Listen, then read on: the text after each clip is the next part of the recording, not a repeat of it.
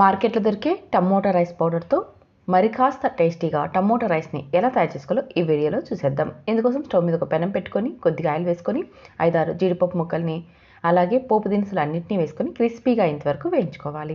తర్వాత ఇందులోకి 2 పచ్చిమిర్చి ముక్కలు కట్ చేసుకున్న ఒక ఆనియన్ని కూడా వేసుకొని ఆనియన్ని బాగా వేయించుకున్న తర్వాత కొద్దిగా కరివేపాకును అలాగే కట్ చేసుకున్న 3 మీడియం సైజ్ టమోటాలని వేసుకోవాలి.